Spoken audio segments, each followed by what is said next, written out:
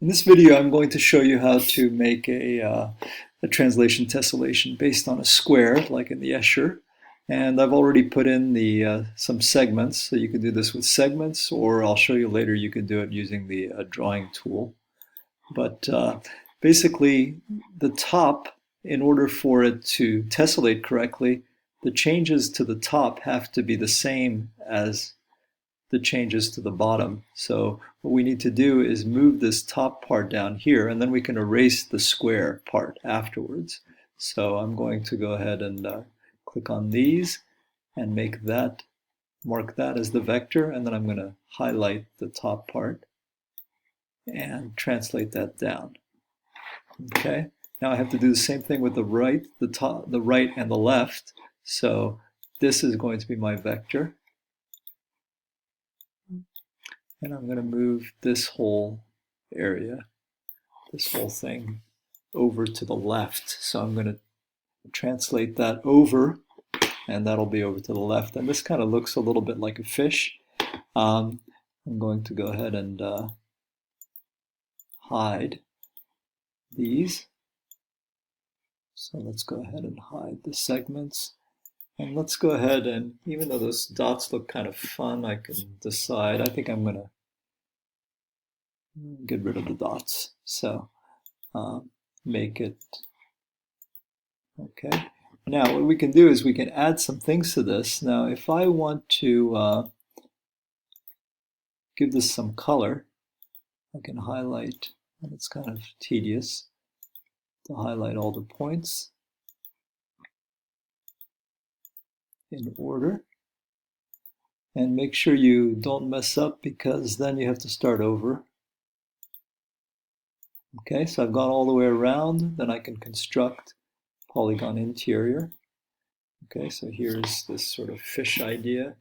If I want to keep it kind of geometrical, I can do that. And let's say I construct the circle interior. And let's change that, oops, color to,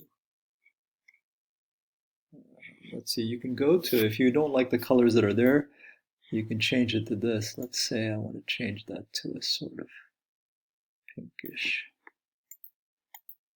Okay, so here's the beginning, and I could add some other things, like I can add some,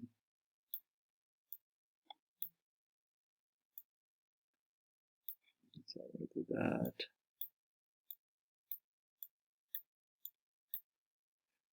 So like that. Okay, it doesn't matter. So let's say that's what I want to do with this fish idea. So now I must have to remember, what's my original square? It was this way. So if I want to move the whole design over, I can click like this. This will be my vector. And then I can translate that over. So I'm going to go ahead and do that 5 times.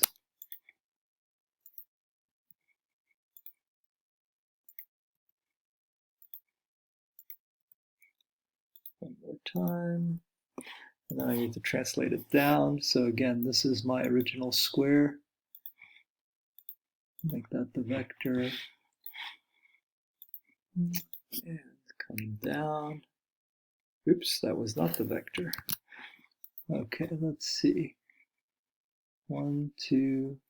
Yeah, no, it's from here to here. Sorry. So from here to there.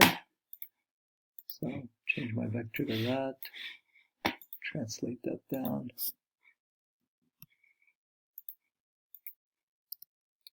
And one more.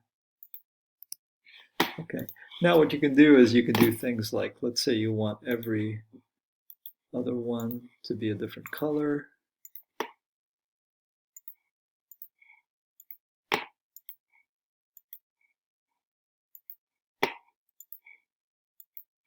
Okay. And you can go up here and change the color. Let's say I just want to make that an orangish one. Okay, so you can see the idea behind this thing. So you can make a tessellation like that. And of course, if you don't like the way it's looking, you can change it. When you change one, you change them all. Okay, so that's one option. You could do it this way, or I did another one here based on hexagons. Oops. Here we go.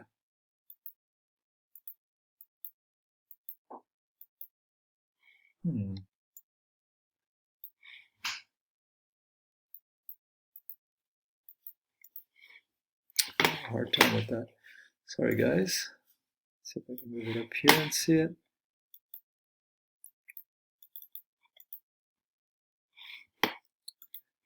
Let's just go up here and look at it then. Okay, so here's something based on a hexagon. So basically what I did here was I just drew the shape and then copied that down here. That's kind of this strange bird shape.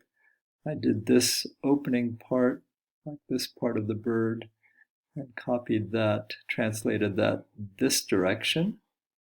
You see that? And then the top, translated it down here, and then added this sort of eye thing and these marks, and then again it was the same thing as tiling the hexagon across the plane. So there's a lot of different ways of doing this, and I think you can have a lot of fun coming up with something that looks pretty cool. Thank you. Okay, bye-bye.